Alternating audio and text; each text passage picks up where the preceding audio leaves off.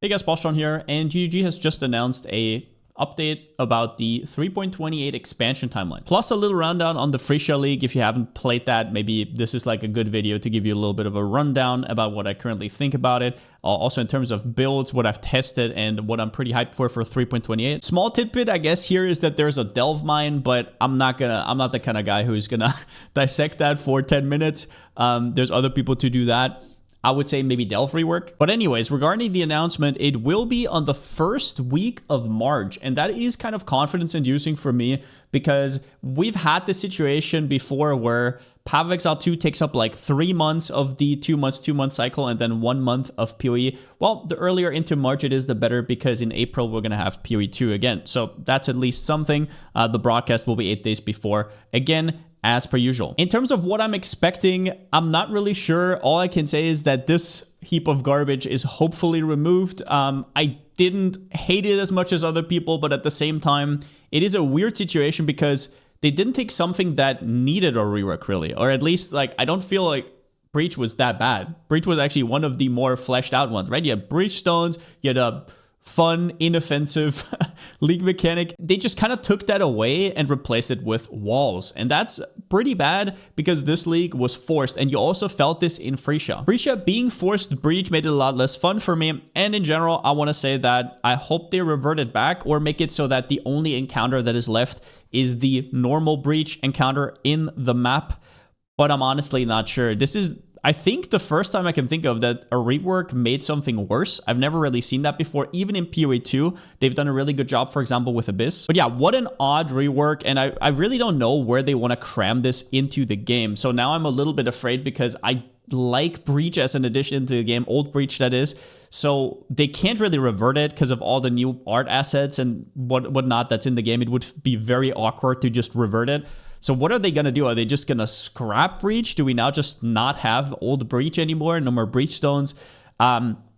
I'm not really sure. I hope they can find a solution in time. But talking about Phrecia and what I learned, if you haven't really been paying attention or didn't have time to play Phrecia or were scared of getting burnt out, the TLDR is I really enjoyed my Kinetic Fusillade Ballista League starter. It was on Paladin, which has the same node as Guardian that gives you a Wrath aura and Anger aura. So it's a very strong boost, but it's nothing that you can't get in the main game. I would even argue that in the main game, it would be as good or even better. And the build slapped. I definitely want to get a little bit more into it, and I will be league starting testing it probably in a week from now. Probably take a little bit of time off to not burn out too hard, and then before the league, get out a video, kind of prep some POBs, prep a guide, and hope that GG does not nerf it or anything like that. But in terms of play rate, Kinetic Fusillade wasn't that offensive, so here's hoping. Other than that, though, I have some thoughts on idols regarding the base game right now. It gave me a really good outlook on what I currently dislike with PoE 1's endgame.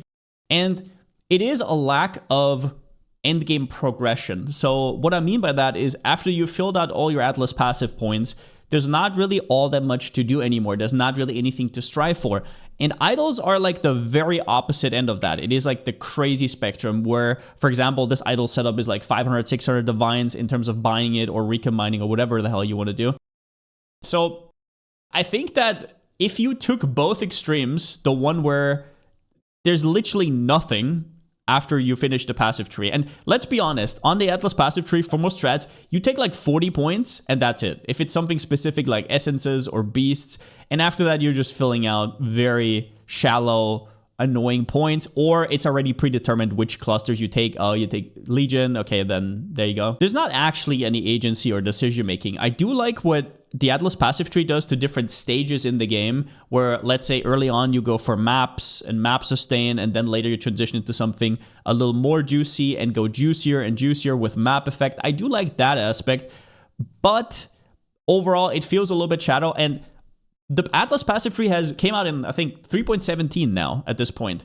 That was a while ago. So yeah, 3.17 was when the Atlas passive tree got merged into one big one, which was in 2022, I want to say. Yeah, mid-2022. Almost 4 years ago. And since then, not really all that much has changed. If there's a new mechanic, there's a few new clusters. But what I mean is there's not really any sense of progression. And idols are just the other extreme of that. Now, don't get me wrong. These should not be in the core game in its current form. because they're very FOMO inducing, they have a lot of ramp up time. And if people start later or miss the train on investing into idols or are just not really interested in engaging with them, then they will get completely crushed. And I don't think there should be a system in a game where if you don't interact with it, you get completely crushed. Just real quick, in case you don't know, in Phrecia, you don't have an Atlas passive tree. I'm clicking Control G. It doesn't work, okay? It does not work. All your Atlas trees basically here. So what you can do is you can way more concentrate on some stats. So take any stat that would be interesting, for example, the openable again, and just stack it over and over. And you can get way more specific in terms of what you want to farm with. However, they are really expensive to make if they're meta, right? So for example, this strat is as meta as it gets. So the idols are ridiculously expensive and you cannot just craft them. You have to wait for people to find them and then recomp them. And the biggest issue with that is that you have no baseline loot. So for the people who don't want to engage with it, there is no Atlas passive tree to set like a base. Like if idols were just a little bit of a cherry on top, I think that would be the perfect scenario. I don't think it should come in the form of idols, but I was thinking about stuff like, I don't know, passive tree jewels have been talked about ad nauseum, right? So for example, you have like sockets at the edges and you can put itemization in there, and maybe that way you can feel it. Maybe that way you can invest a little bit, but you have to be careful to not make it too strong so that it becomes mandatory. It's also impossible to share strategies in the current way it is because you cannot craft these normally. There is never a bottom line of how expensive something is, because if I share a strat, like you see me not make a single video about a farming strat, and that is for good reason. If I do, it's over. This is not like normal league where you can inflate scarabs a little bit. Scarabs will be printed always. This is different.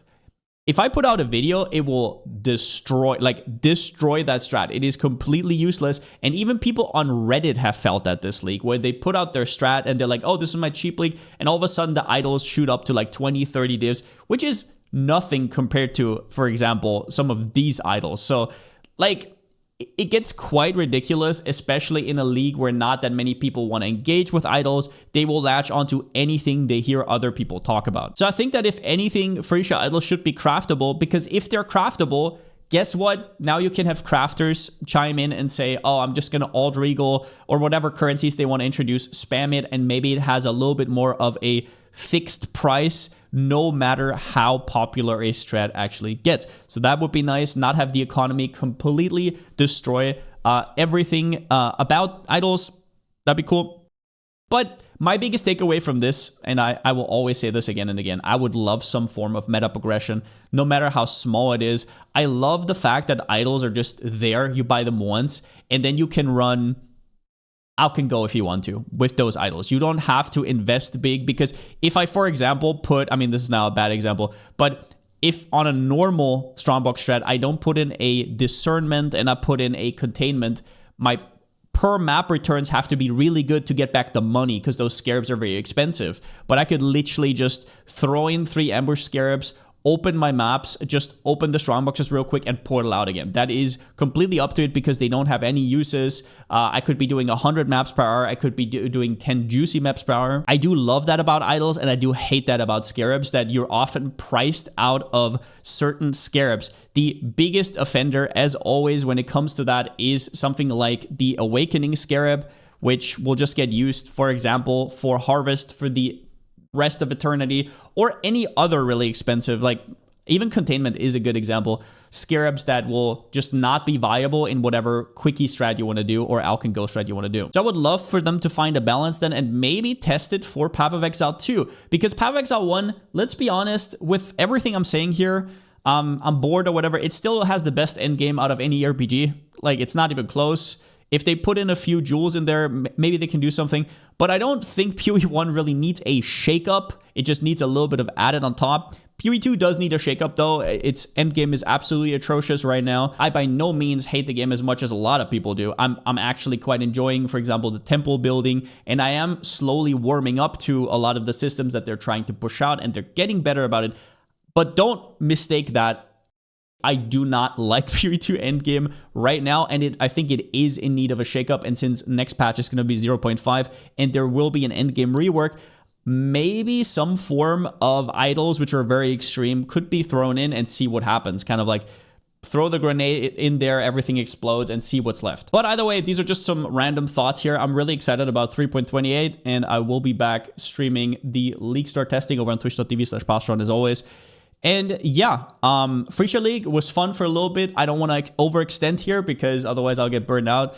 So yeah, cannot wait for that, and see you guys in a bit. But since I still don't have a slogan, see you next time.